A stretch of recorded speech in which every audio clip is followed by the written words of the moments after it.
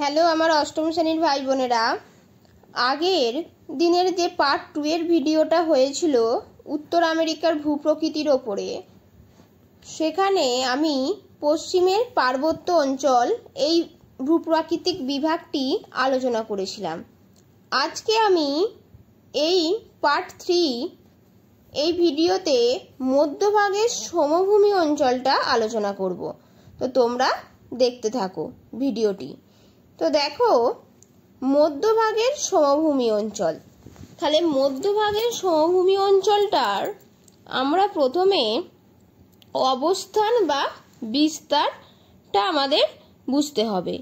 তো আগের আমি প্রথম একদম পার্ট 1 এর ভিডিওটায় যেটা বোর্ডে এঁকে পড়িয়েছিলাম, সেখানে আমি মধ্যভাগের সমভূমি অঞ্চলের যে অবস্থান কোথায় সেটা আমি তোমাদের দেখিয়েছিলাম। এবার আমরা এখানে টেক্সট বই থেকে দেখে নেব।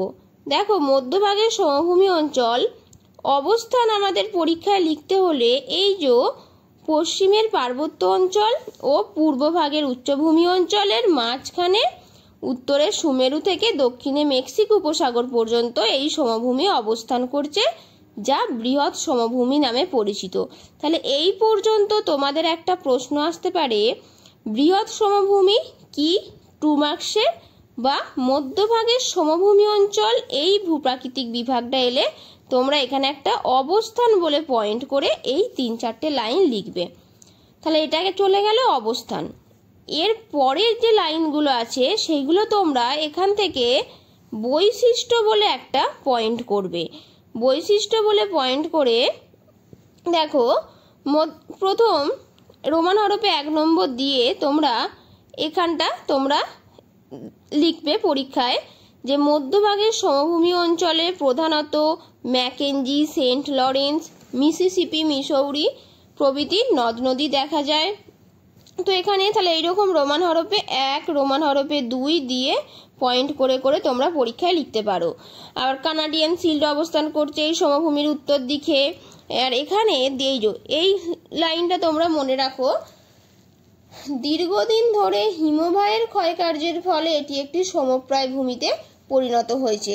তাহলে এইভাবে 1, 2, 3 পয়েন্ট করে করে তোমরা বৈশিষ্ট্যগুলো লিখতে পারো। তা এবার আমি চলে যাচ্ছি পরের পেজে। এই ম্যাপটা দেখো তোমরা, এই যে এখানটা হাডসন উপসাগর, এই জায়গাটা হাডসন উপসাগর, যেটা আমি আগের ভিডিওতেও আমি তোমাদের দেখিয়েছি। এই অঞ্চলটা হচ্ছে হাডসন উপসাগরের অঞ্চল। এই যে এখানটা আমাদের হাডসন উপসাগর, তার যেখানে হাডসন উপসাগরে কানাডিয়ান শিল্ড অঞ্চল। তোমরা এই ম্যাপটাও দেখতে পারো বা আমার পার্ট 1 এর ম্যাপটাও দেখতে পারো। তো দেখো, এবার আমি চলে যাই পরের পেজে। দেখো, মধ্যভাগের সমভূমি অঞ্চল আমরা যেটা দেখলাম, সেই মধ্যভাগের সমভূমি অঞ্চলের এখানে দেখো যে পঞ্চহ্রদ, এই পঞ্চহ্রদটা কিন্তু খুব ভালো করে পড়তে হবে। এই পঞ্চহ্রদ অঞ্চলটা তোমরা কোথা থেকে লিখবে? ঠিক এখান থেকে শুরু করবে। পরীক্ষায় যদি পড়ে এই সমভূমি অঞ্চল, এখানে এই সমভূমি মানে কি মধ্যভাগের সমভূমি অঞ্চলে। তাহলে এখানে আর কি কি হ্রদ আছে দেখে নাও। উইনিপেগ, গ্রেট বিয়ার, আথাবাস্কা, এই হ্রদগুলো আছে। এছাড়াও এই সমভূমি অঞ্চলে অর্থাৎ মধ্যভাগের সমভূমি অঞ্চলে যে 5টা হ্রদ, এই যে সুপিরিয়র, মিচিগান, হুরন, ইরি, অন্টারিও, এটাকে এই একত্রে পঞ্চহ্রদ বলা হয়। এর মধ্যে সুপিরিয়র পৃথিবীর বৃহত্তম মিষ্টি জলের হ্রদ, এটা অবশ্যই মনে রেখো, এটা এসএকিউ হিসাবে আসে। তো দেখো, এবার মধ্যভাগের সমভূমি অঞ্চলের যে কয়েকটা ভাগ আছে, এই ভাগগুলো একটু পড়ো।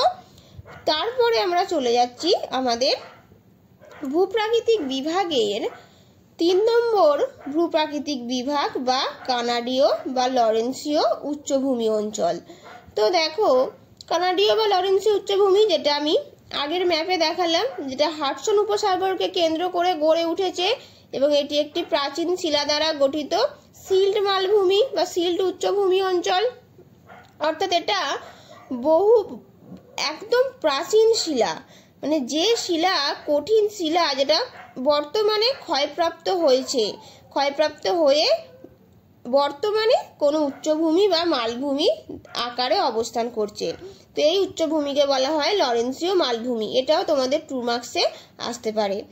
এবং এরপরে আমরা শেষ ভূপ্রাকৃতিক বিভাগ, যেটা আমরা পূর্ব দিকের উচ্চভূমি নামে পরিচিত, সেই পূর্বের উচ্চভূমি অঞ্চল নামে আমরা পড়ব। দেখো, এটা হচ্ছে শেষ ভূপ্রাকৃতিক বিভাগ বা একদম পূর্বের উচ্চভূমি।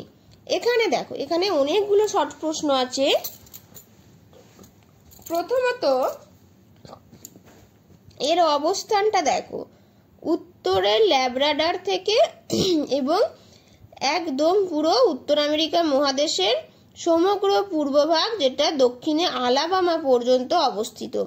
এই পর্যন্ত গেল এর অবস্থান। এবার এই যে সমগ্র উচ্চভূমি, এখান থেকে শুরু হচ্ছে এর বৈশিষ্ট্য, এখান থেকে শুরু হচ্ছে এর বৈশিষ্ট্য। এই যে এখানে উত্তরের ল্যাব্রাডর মালভূমি, মধ্যভাগে নিউ ইংল্যান্ড উচ্চভূমি এবং সবার দক্ষিণে অ্যাপেলেসিয়ান পার্বত্য অঞ্চল। এইগুলো, এই যে 3টে ভাগ, এই 3টে উচ্চভূমিকে কিন্তু আমাদের ভালো করে মনে রাখতে হবে, এই 3টে উচ্চভূমি। এবং অ্যাপেলেসিয়ান, যেটা একটি প্রাচীন ভঙ্গিল পর্বত, উত্তর আমেরিকা মহাদেশে অবস্থিত প্রাচীন ভঙ্গিল পর্বতের নাম, এটা একটু ভালো করে মনে রেখো, যেটা বর্তমানে ক্ষয়প্রাপ্ত একটা মালভূমিতে পরিণত হয়েছে। এবং তারপর এখানে দেখো অ্যাপেলেসিয়ানের ব্লু রিজ পর্বতের মাউন্ট মিশেল এই উচ্চভূমি অঞ্চলের সর্বোচ্চ শৃঙ্গ। এটা অবশ্যই মনে রেখো শর্ট প্রশ্ন হিসাবে। আর সেন্ট লরেন্স নদী অ্যাপেলিয়েশিয়ান পার্বত্য অঞ্চল ও লরেন্সীয় মালভূমিকে পৃথক করেছে, এখানেও একটা শর্ট প্রশ্ন আছে। তো এই গেল আমাদের উত্তর আমেরিকা মহাদেশের ভূপ্রাকৃতিক বৈচিত্র্যের আমাদের বর্ণনা, ভূপ্রাকৃতিক বৈচিত্র্যের বর্ণনা। তো আশা করছি তোমরা এই 4টে ভাগ ঠিকঠাক করে বুঝতে পেরেছো এবং পরীক্ষায় এলে লিখতে পারবে। তো বড় প্রশ্ন হিসাবে এলে তো তোমরা ওই রকম অবস্থান আর বৈশিষ্ট্য পয়েন্ট করে লিখতে পারো, লিখে ছবিগুলো দিতে পারো। যে ছবিটা আমি প্রথম ভিডিওটায় বোর্ডে এঁকেছিলাম, সেই ছবিটা থেকে যে ভূপ্রাকৃতিক বিভাগটা আসবে তোমরা সেইটুকু দেখাবে, তাহলেই হবে। আর এখান থেকে মোটামুটি কি শর্ট প্রশ্ন আসতে পারে সেগুলোও আমি দেখিয়ে দিলাম। এখানে তোমাদের আরেকটা শর্ট প্রশ্ন আছে। দেখো, এই যে মিসিসিপি মিসৌরি নদীর বদ্বীপটা পাখির পায়ের মতো দেখতে, এটাও একটা খুব গুরুত্বপূর্ণ শর্ট প্রশ্ন হিসাবেও আসে। তো এটা একটু মনে রেখো। আর প্রেইরি তৃণভূমি, এই প্রেইরি তৃণভূমি 2-1টা পেজ পরেই বিস্তৃতভাবে আছে, সেখান থেকে আমরা পড়ে নেব। তো এখানে জাস্ট জেনে রেখো প্রেইরি তৃণভূমির কথাটা। তো আশা করছি আমার এই ভিডিওটি ভালো লেগেছে। যদি আমার এই ভিডিওটি ভালো লাগে তো একটা লাইক করে দিও এবং আমার চ্যানেলটি সাবস্ক্রাইব করে দিও।